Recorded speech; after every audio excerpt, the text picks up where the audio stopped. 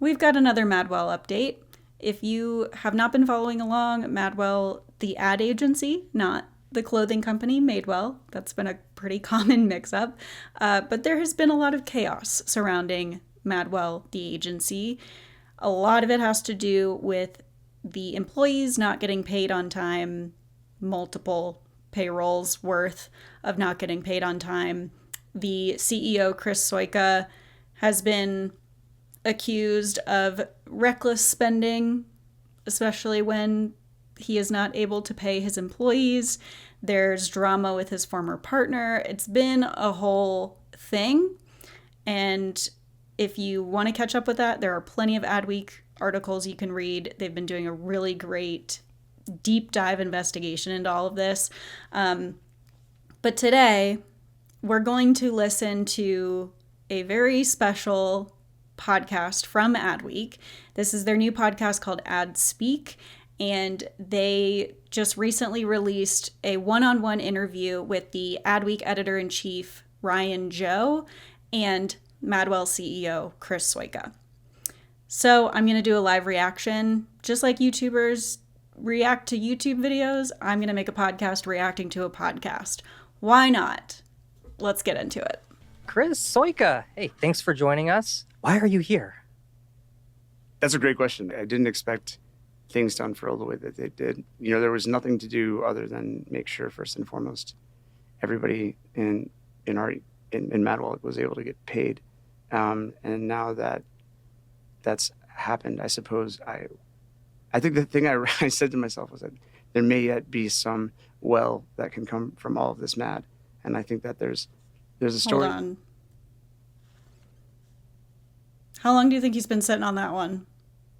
Well, there's going to be well coming from this mad. Genius, Chris, genius. That, if nothing else, I hope it can allow the amazing work that folks have been doing throughout a really wild, difficult time to be inside of a company to get credit and not overshadowed by me and former partners. So Friday, April 4th, we are recording this. Everyone in Madwell has been paid, and their payment is up to date right now, currently. With the exception of anybody we have to do it manually because we have to pay every person manually. We did that. But that's one of the things that I learned the hard way, is that when you're not using a PEO because you have to pay people because you have liquidity issues, you pay every person manual wire ACH. So I'm going to just say, for the technical truth of everything, yes, they have. But some folks, they have to go back and forth with finance to make sure that any discrepancies and things that happen with their bank worked out. Okay. That seemed like a little bit of an odd answer to that question. So have they all been paid or not? Because I don't think that was very clear, if you ask me. So right now, everyone's up to date. Are there going to be payment issues in the future that you foresee? Early on, I was really optimistic. I would say, when I had a good handle on it, I would say, no, I can see where it bends. In this case, I'm just going to say that there are a lot of compound factors that are not fully in the control of me or Madwell that impact that. So as of now, I think we'll complete our equity raise in totality, and then the answer will be no, because that's about raising equity to address bad debt. And that's really what it comes down to. It sounds like you're saying that if you raise equity successfully, then the payment issues that have plagued Madwell employees over the past couple of months will be a thing of the past, and you'll be able to maintain payment consistently from here on. I think it's worth talking about how come we have payment issues, because I think that otherwise I will say that Madwell can't survive unless those issues are solved. It's not right to those people. It's not right to anybody who's not been paid, and that's not a way to run a viable business anymore. Bank of America, has asking the court permission to seize money from your LLCs, from Madwell, from your fabrication company. What's the status of that right now?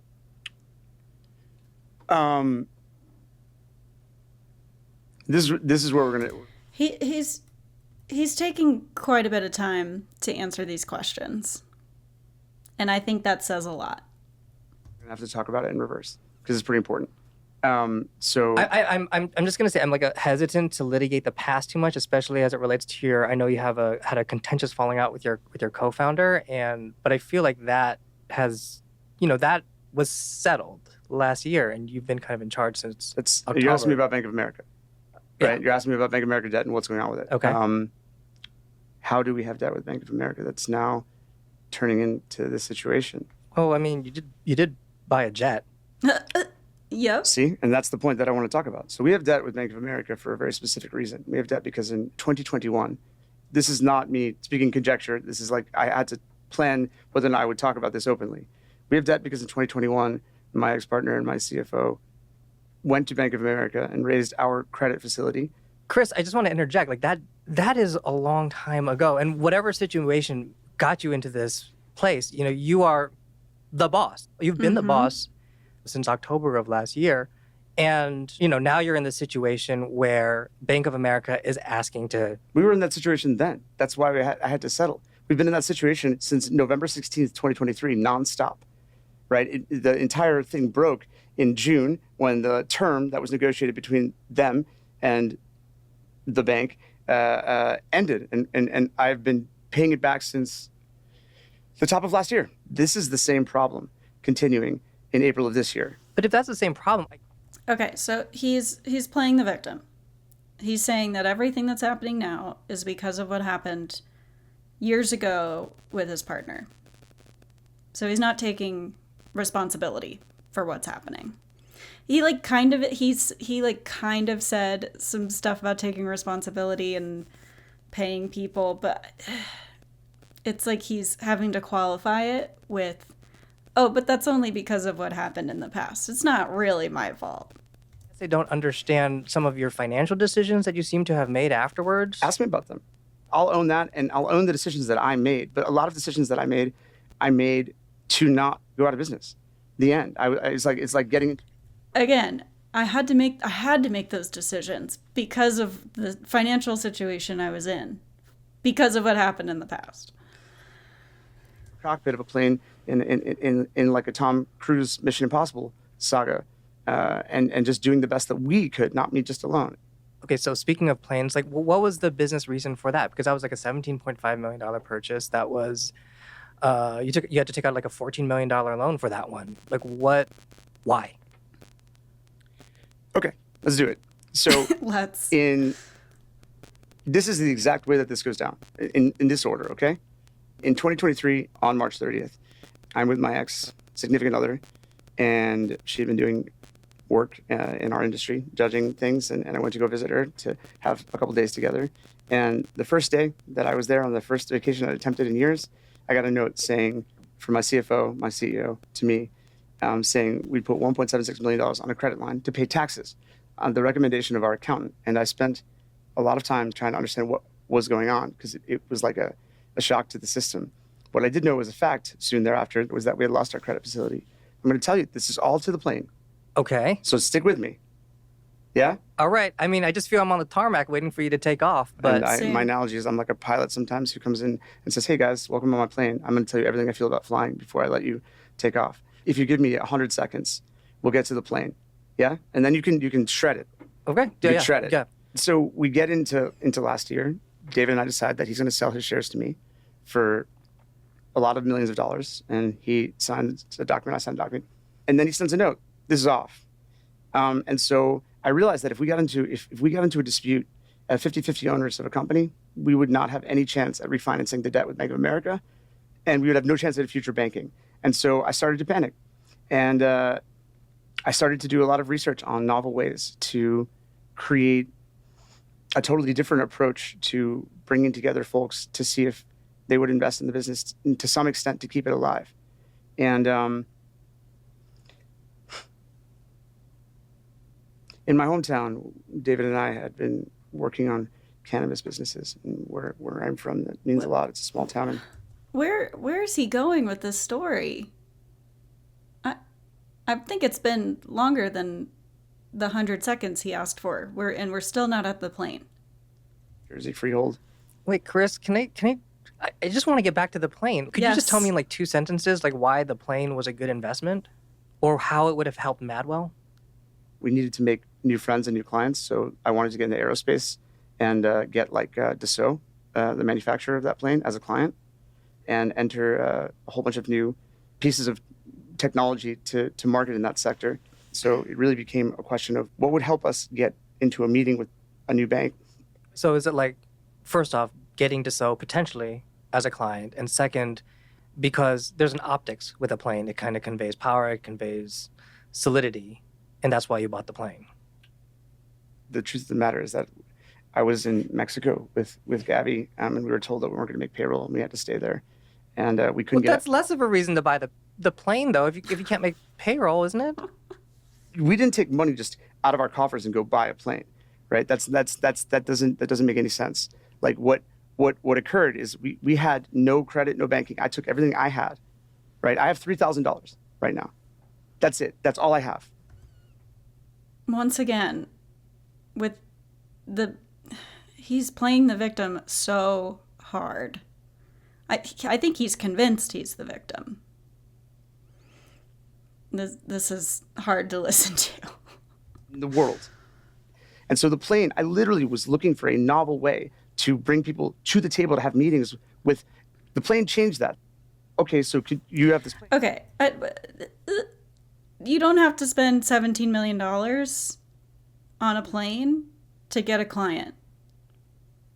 Most clients, you don't need to have bought the thing. If it's like a Kit Kat, by all means, go buy a Kit Kat. Go buy a case of Kit Kats. Get your team knowledgeable about Kit Kats. But a jet company, you don't have to go buy a jet to get them as a client. That's a horrible excuse for buying a jet. I'm sorry. What's going on? They suddenly were intrigued because they like that idea. And so it was a business goal to enter a variety of different business outcomes. The biggest one being getting into, working with Dassault, who have been talking to, done some amazing things for, we're in the process of pitching and showing them. That's been going on for about 7 months. And I hope to really be able to work together in an official way starting in the next week or two. What other clients have you been able to get because of the plane? The plane was in our world for 55 days. The end. It's a business plane. And we set up a whole lot of new relationships that we're now there. Those are relationships that are that equity round, that are bringing everything together. The plane showed an aggregate vision for non-traditional thinking about business, assets, advertising. The jargon that is coming out of his mouth. What did he say? An aggregate vision for non-traditional. What is he even talking about? I can't handle this. Entertainment. I'm just curious how a plane would necessarily influence them more than anything else. Do you mention that you have a plane in the, during the pitch? Do you show the plane is irrelevant for how it allows the beginning of a dialogue to occur, right? Or it's relevant for people in that sector. This is an asset that we had for a period of time. It served a function already.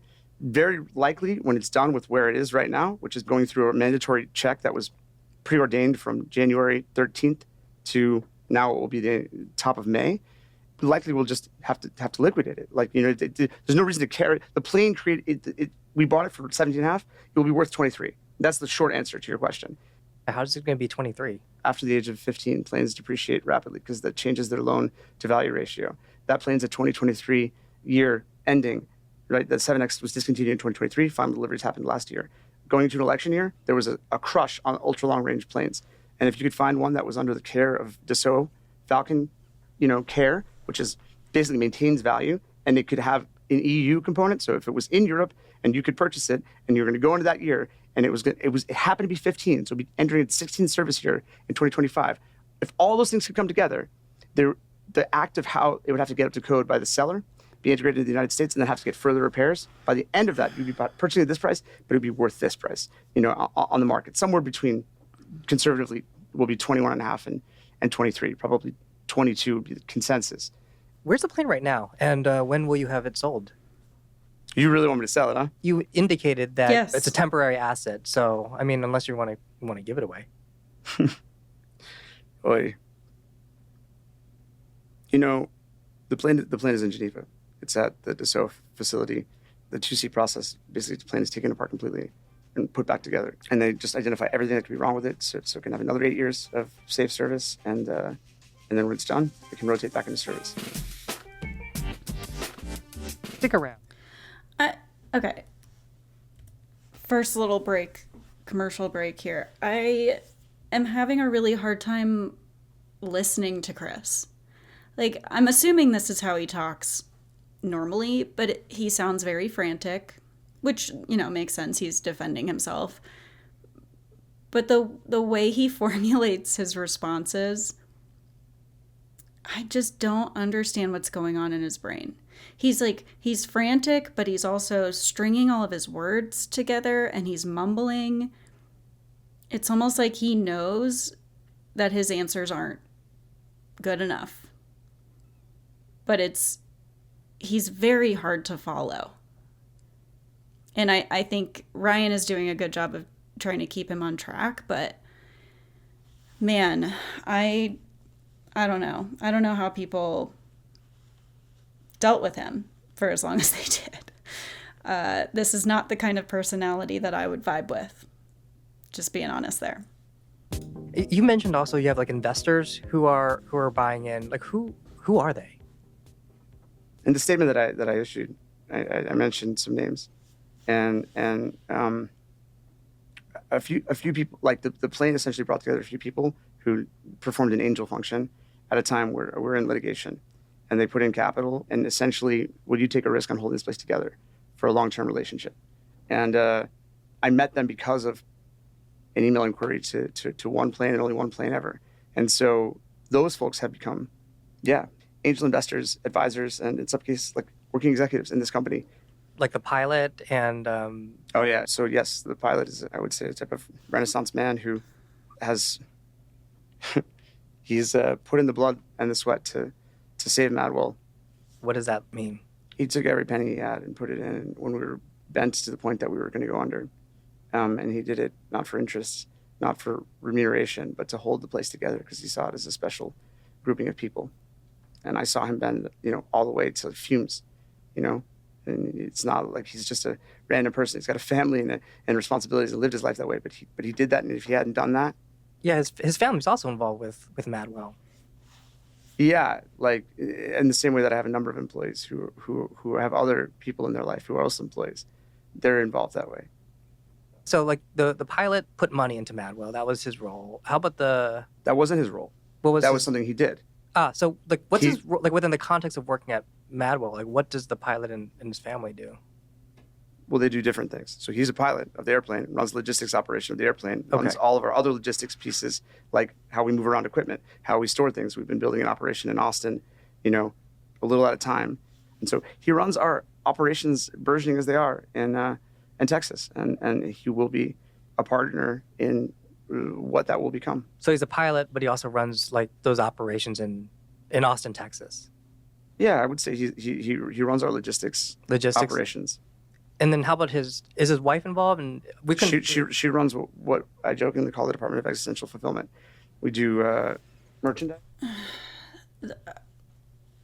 Existential fulfillment, really. He seems to be very amused by these things, but I think in the context of everything that's going on with this agency, it's just like infuriating to hear those little jokes. Okay. For brands.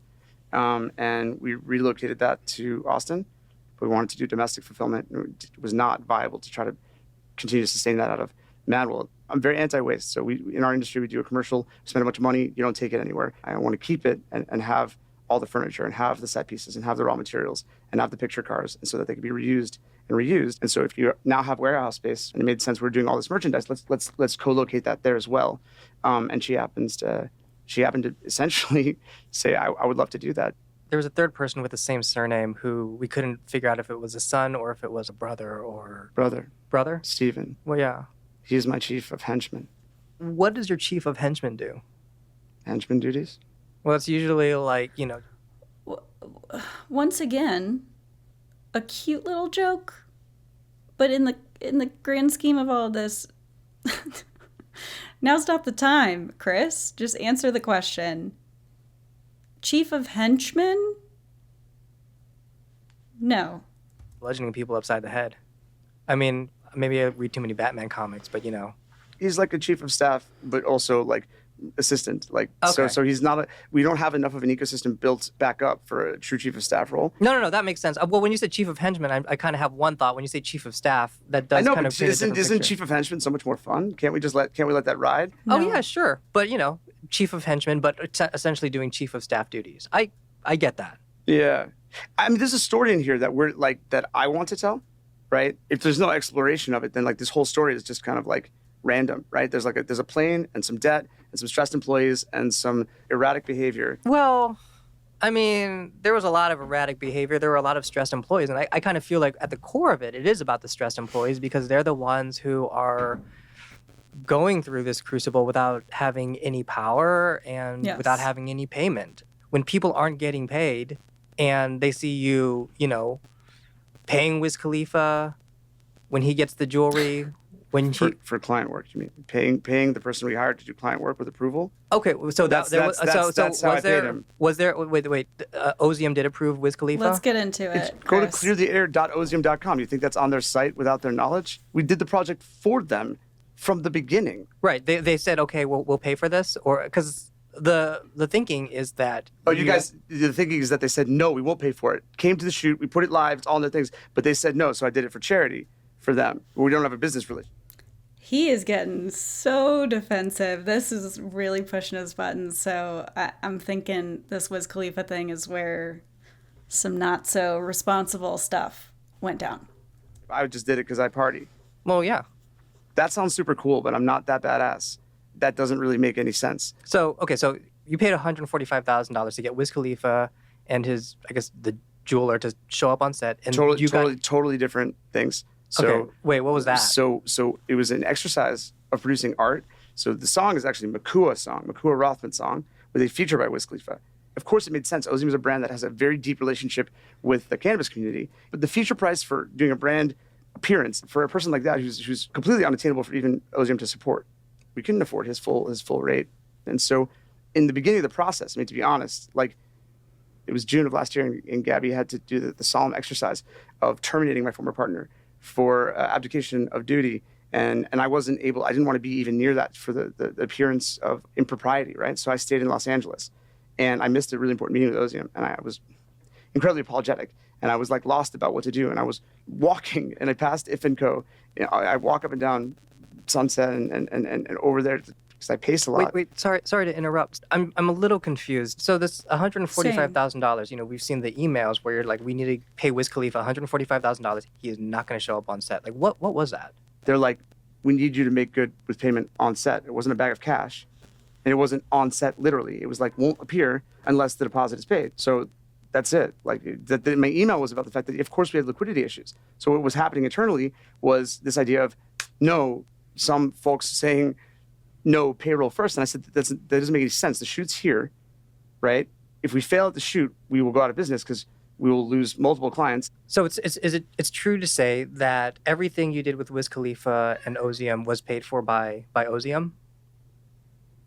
There are things that we did that were make goods to a client that stayed loyal to us through a very trying period of time. Just so I'm clear, like the overages specific to this project, like what were those specific overages and how much did they cost?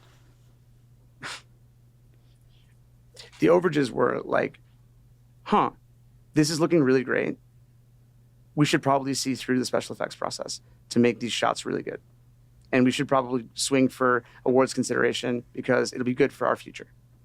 And if you look at the video, that's what happened. The reason where I'm kind of pushing so hard isn't because it's just like, wow, how dare this project go over? It's because it seemed to come at the expense of employee payroll. People were talking about that. I don't really know how to answer one line of questioning about business, but not allow in circumstantial foundational stuff. And I don't mean recriminations between me and somebody else. I mean facts, right? Without that, we can't talk about business meaningfully. So it looks like so if you want to talk, I'll just be very simple, okay? One person factually took millions of dollars. It's factually there. I'm not saying broader claims. I'm saying what was in the court filings from then. One person. He's getting very frantic in this conversation. And I mean, again, I feel like that's a sign of, like, this is where some of the poor decision making definitely occurred. And I also feel like he's not fully answering the questions that he's being asked. Like, did the brand pay for this completely or not? Give us an answer, please. Put in millions of dollars. Yeah, one person's still there, one person left. So the idea that I stayed, worked myself as hard as I could, and put in millions of dollars, literally at times PayPaling employees' payroll, so that I could spend money recklessly to miss payroll, it doesn't add up. That makes no sense. I guess for me, okay, so like the focus on the past and all of the entanglements of the past, to me feels, I'm just going to be blunt, it feels like obfuscation. It feels like that's my read on it. Nothing in the world has ever made me more uncertain whether or not I had the capacity to lead anybody than not being able to navigate the last 4 months in particular. Once again, playing the victim. Of the past. That is on me. So whatever the issues were, so if you take it or put it over here, I was the person steering that ship. I did not successfully outmaneuver a series of compounding problems so that I could meet the payroll obligations, and I put every one of those people and many vendors through situations that were wildly, not just hurt, like taxing the existential level. I know I've already talked about the way he's speaking, but it's exhausting to listen to him. Do you feel that way? This whole situation is exhausting, but like listening to him specifically is mentally draining. Their families and their existence, making them question where stability is. And I can never undo that. And I don't put that anywhere else. Are you the person to lead Madwell in the future? No. Yeah, I am a person. Well, okay, that's not the question though. I think I have strengths and I have weaknesses. So I'm the person who can do the part of Madwell. I started Madwell because it's the place I wanted to be. Okay, I'm going to ask the question again. Like, are you the person to lead Yes. Madwell in the future? No. And the present, You but not are. alone. In other words, like I am one part of it. Is Bank of America going to take over Madwell? Okay, no. I'm sorry, Chris. I know that this is your baby, but it's time to give it up. I don't see any way that Madwell can succeed with him at the helm. Just being completely honest here. Not only because of all of this Adweek investigation stuff, which really doesn't look good for him, and this is not helping, but because of the zero trust that exists between him and the employees now. That can't work. I'm sorry.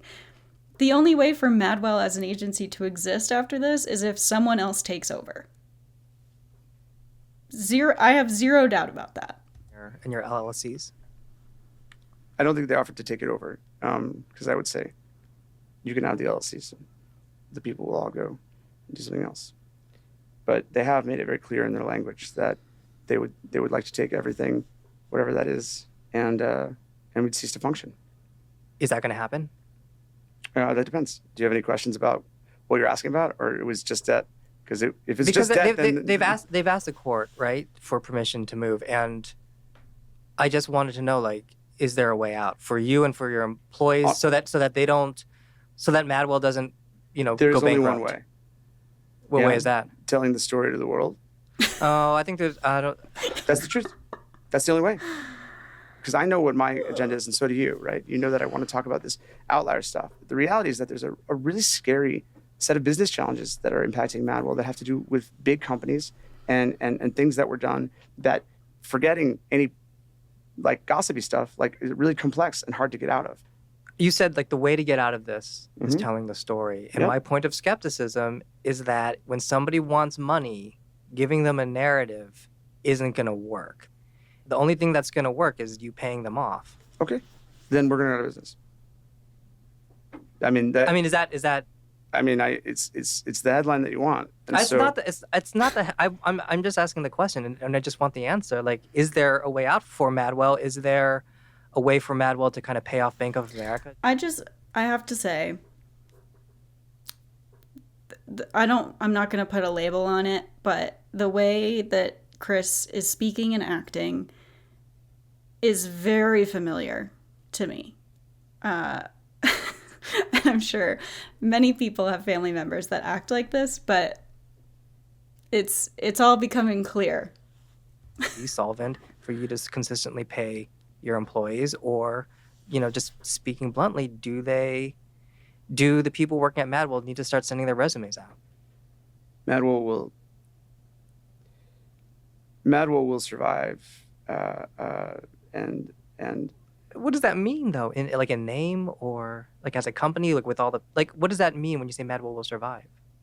all I can say is Bank of America is exercising its rights to enforce the contractual obligations that we have to live up to a settlement that, though we voiced concern about our ability to live up to that settlement, even then, we had no choice between settling or continuing to be under a judgment threat then. So we did our best.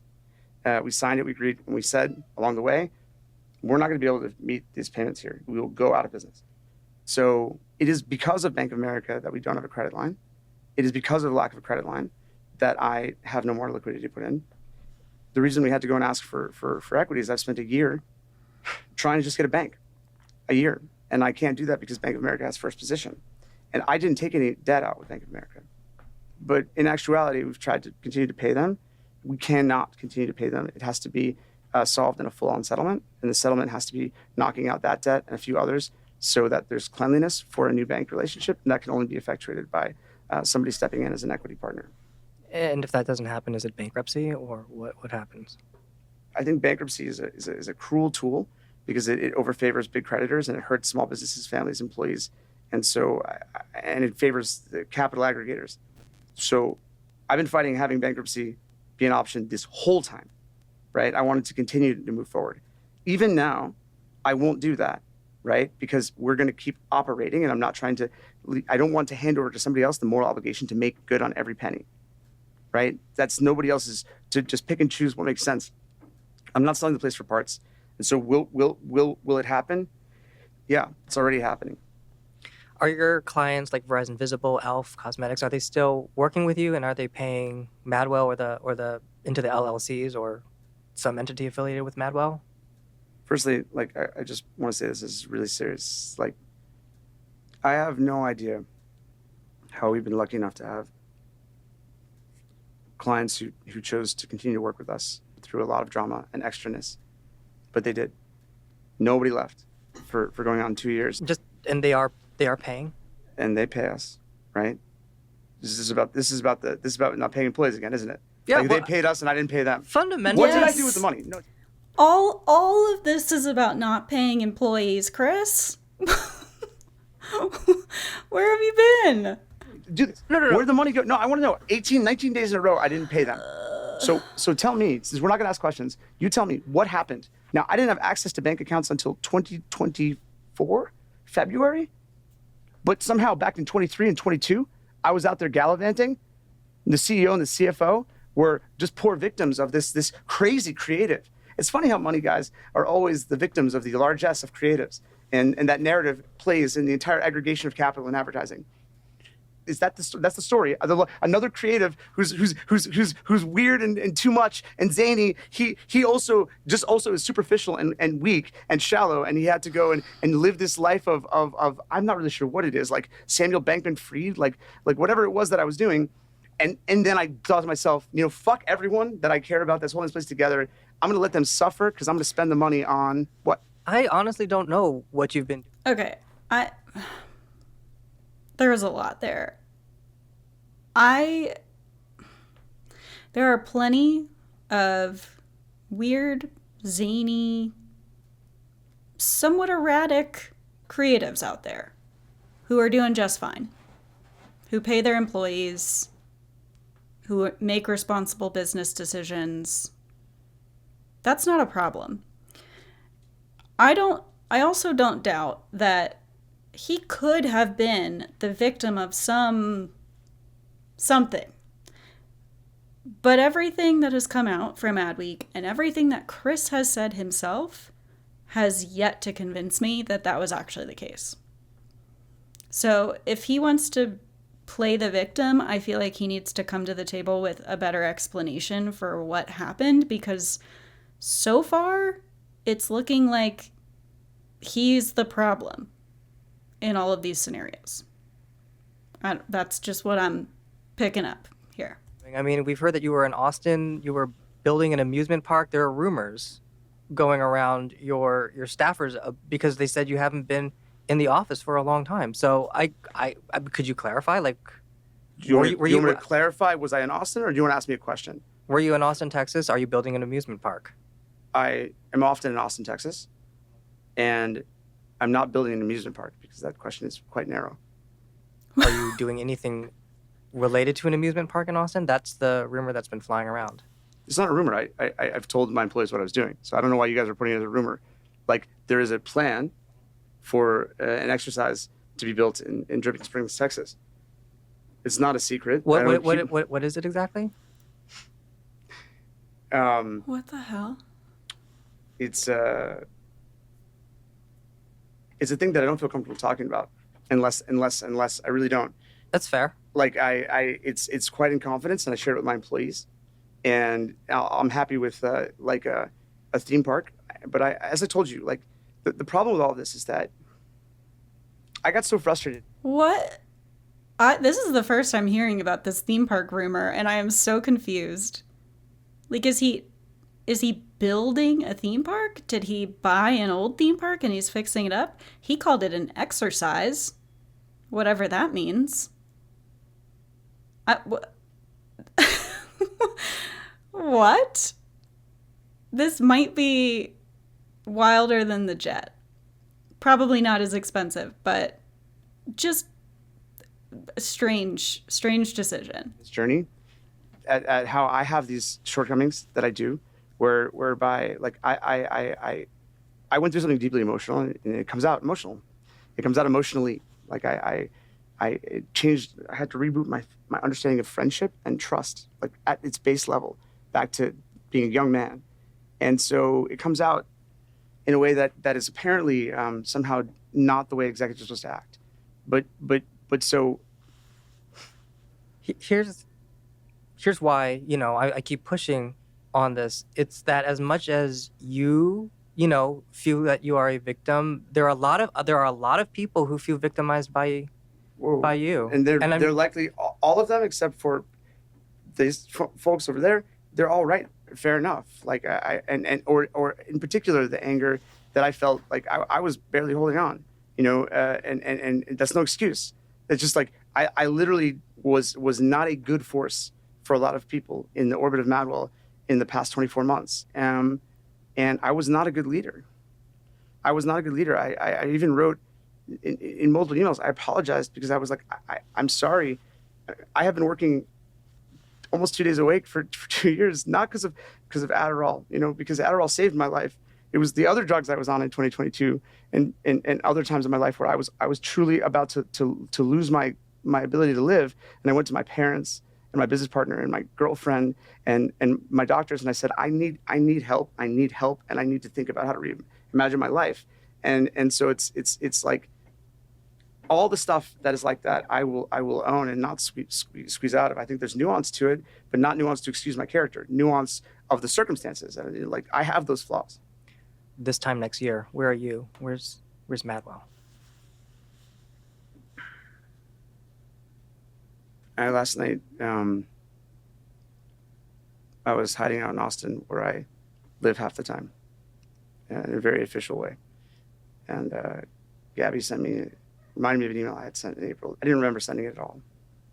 And she read it to me, over the phone. And I just started crying. And I looked at who was on that email. And so many of those people have left. I couldn't hold the pieces together in a way that allowed them to have positive life interactions or stability. I mean, this time next year, I hope that we're back to the place that we never were, which was like able to be an independent company, not driven by money, but having plenty of it. We had plenty of it. I want us to be a place that is able to take our relationship with entertainment, with advertising, and producing things that last, and be making all of them comfortably and not having to try to get back into any one box. And I want us to still be owned by as an independent entity and working to create value for employees. Chris Sojka, thank you. Thank you for being here. Thank you. I appreciate it.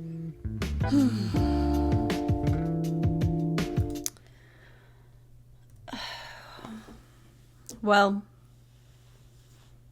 yeah, I don't think that helped his case in any way. I'm curious what he thinks is the result of this interview. I feel like he's probably still in that victim mindset and will feel like any result of this interview and this podcast from Adweek isn't his fault.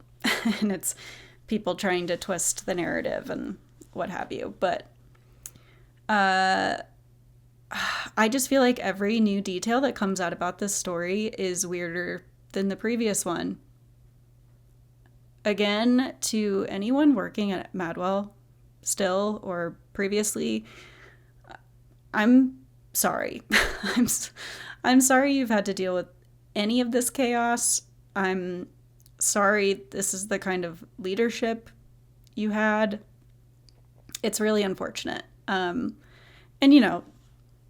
Chris Sojka and Madwell are not the only examples of poor leadership in the industry. This one is just one of the most recent, most public examples. And it's just a wild story. I can't get over this. If anyone has more details on that theme park thing, please let me know, because I want to know what the heck that's about. And yeah, as usual, I will keep you updated. If anything else comes out, I will keep my eyes glued to Adweek. They are doing a killer job. Yeah, that's Madwell for you. Hopefully some well will come out of this mad. See you guys next time.